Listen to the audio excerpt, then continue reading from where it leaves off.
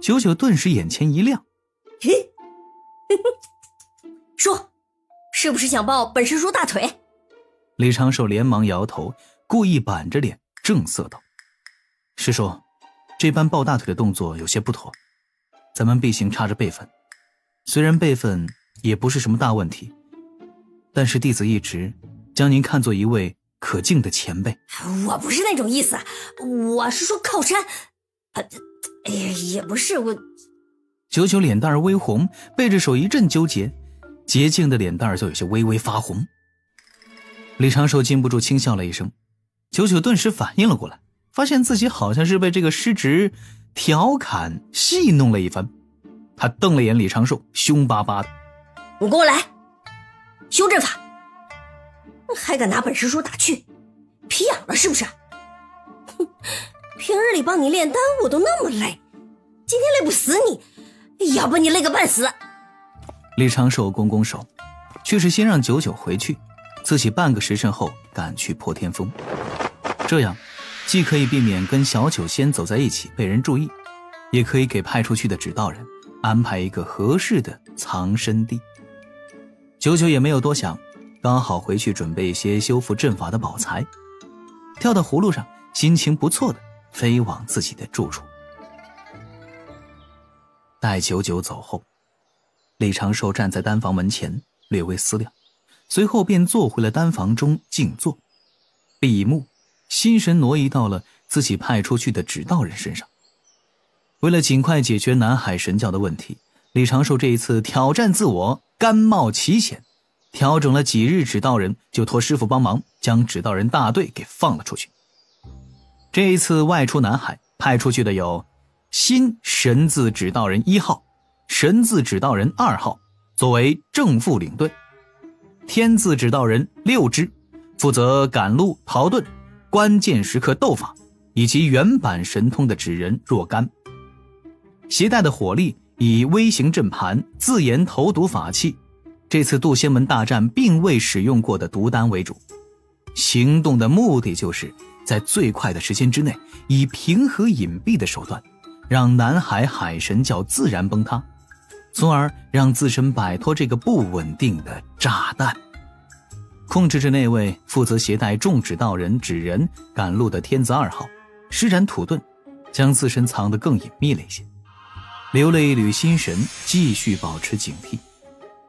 远距离做完这些，李长寿在丹房静坐一阵，算准时间，起身换了一件干净的长袍，顺便检查了一下身上的各种物件，思索着自己有可能准备不充分之处。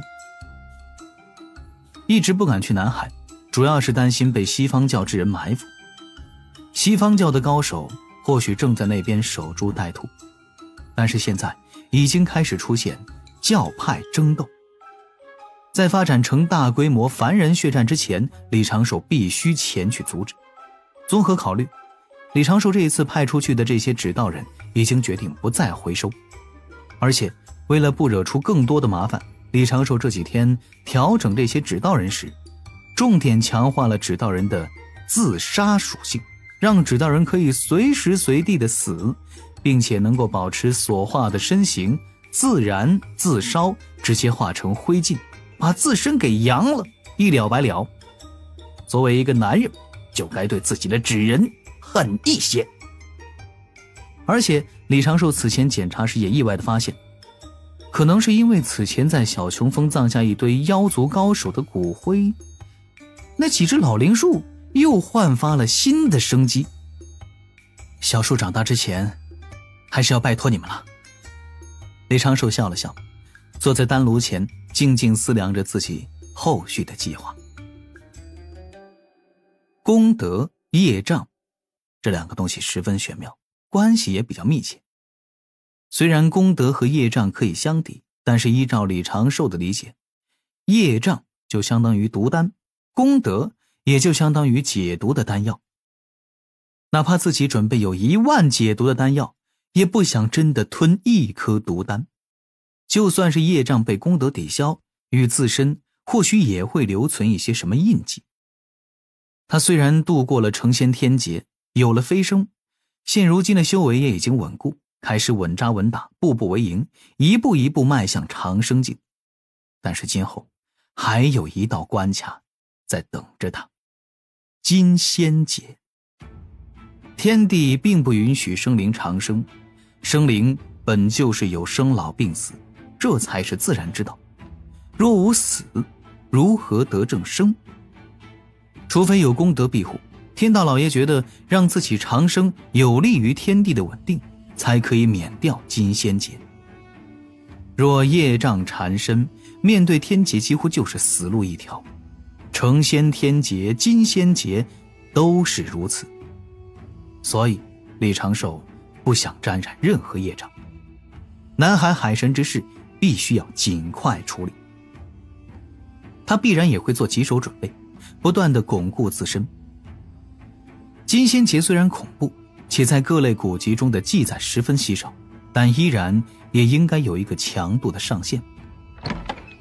自身的道与修为积累，只要越过了天劫的上限，那自然也就有了70%的渡劫把握，另外30%就是自身修为之外的准备了。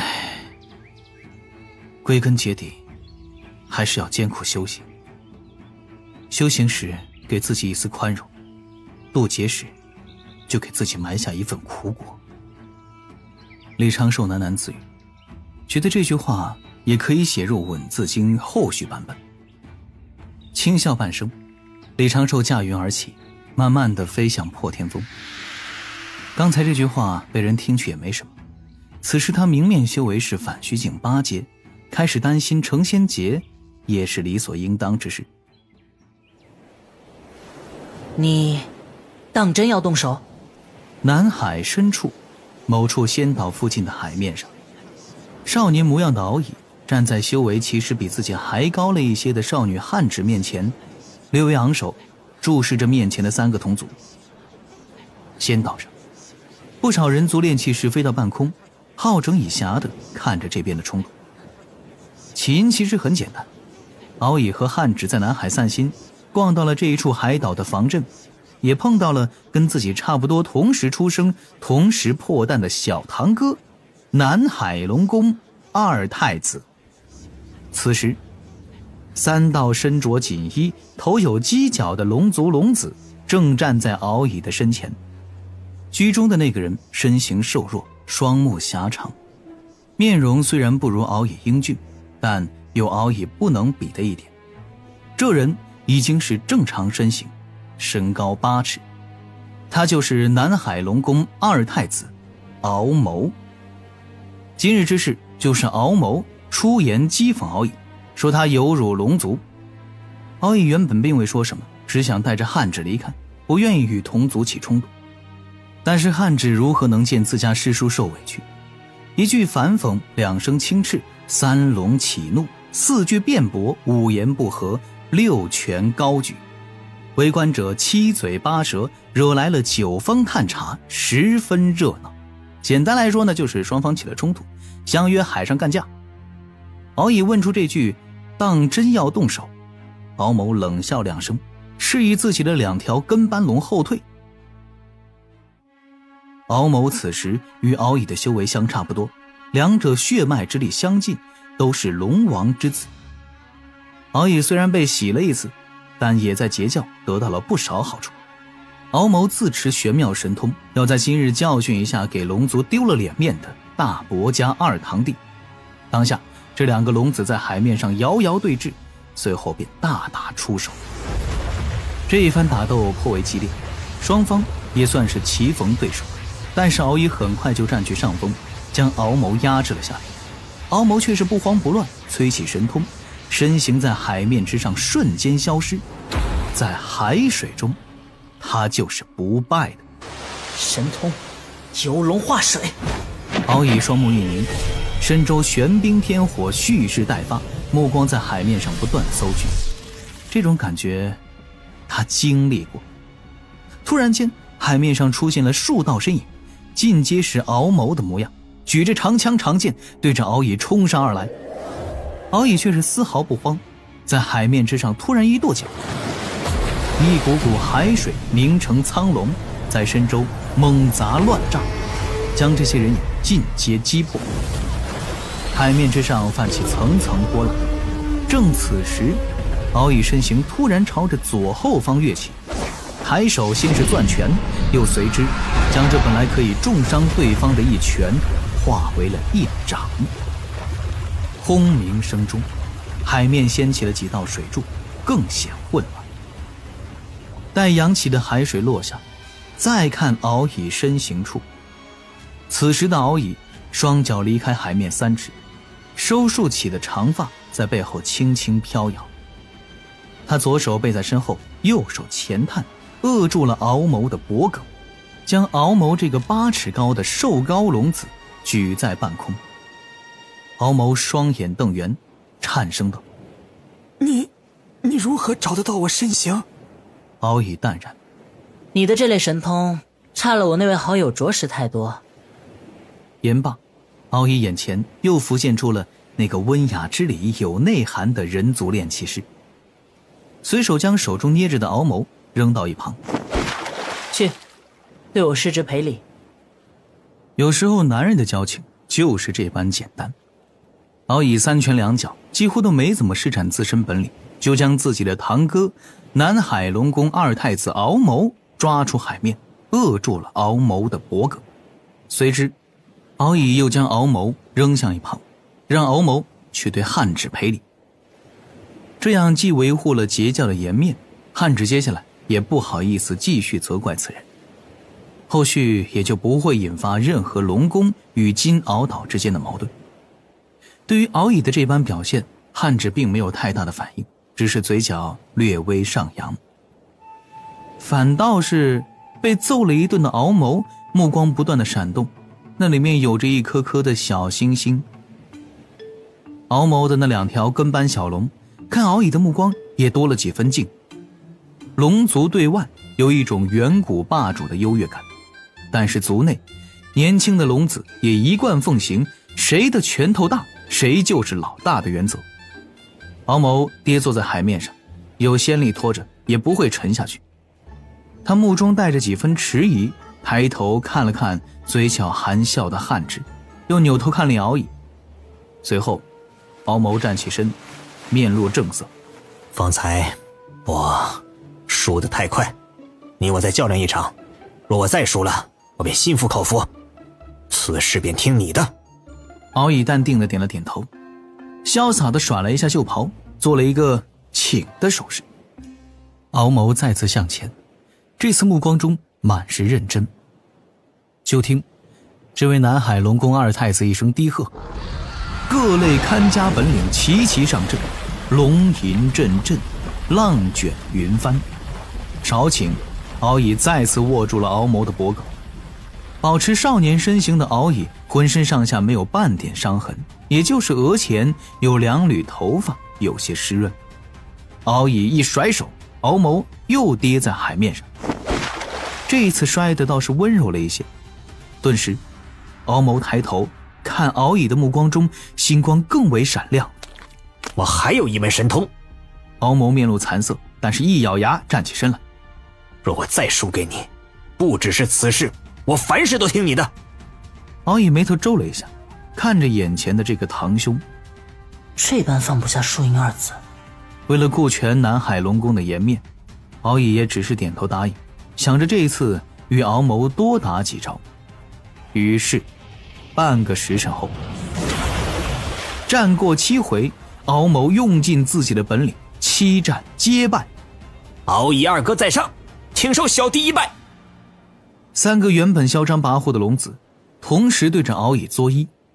敖乙淡定的点点头，喜怒不形于色。不用敖乙开口，3个人又转身对着汉芷躬身行礼。汉芷连说不用不用。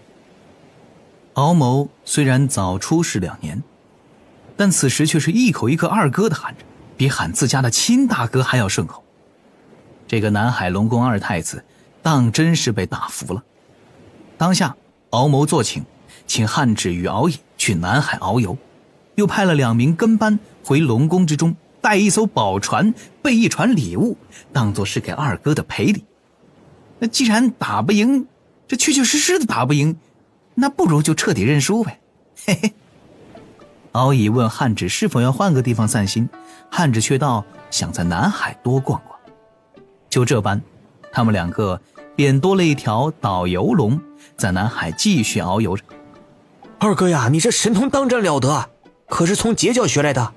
听闻敖某如此一问，敖乙顿时露出少许微笑，正色道：圣人所传道成，确实是博大精深，想不想一同拜入截教门下？这个还是算了，小弟我可受不得去清修的苦，还是在龙宫待着自在。敖乙皱眉道：堂哥你……堂弟，现在我就是你堂弟。不管如何，你记得节制些。敖乙语重心长地数落着。与你切磋时，发觉你自身亏虚之感已十分严重。咱们龙族虽底子深厚，但也不该如此肆无忌惮。莫要整日与那些海族侍女厮混，若是管不住自身，就早些找一位同族成婚，互相约束便是。敖某嘿嘿直笑着，连说自己有心仪的西海龙女。一旁的汉芷先是没听懂他们在说什么，而后又恍然明悟，霞飞双颊，一时不敢直视敖乙那张清秀的面容。敖乙对此也没觉得有什么，龙族常态便是如此，自家大哥敖甲便是整日里醉生梦死。像我这般懂得洁身自好的小龙，当真是不多了。与此同时，破天峰西侧九字九仙住所，李长寿正站在99小时书的阁楼前，注视着此地阁楼的阵法布置，心底突然有一种微妙的感觉，略微皱了一下眉。怎么感觉像是有什么跟自己有关的事即将发生呢？暗中感应了一下南海边缘的情形，暂时也没有爆发凡人战乱的预兆。小长寿，旁边的99看脸李长寿轻轻皱眉，禁不住小声问了句：真的没救了吗？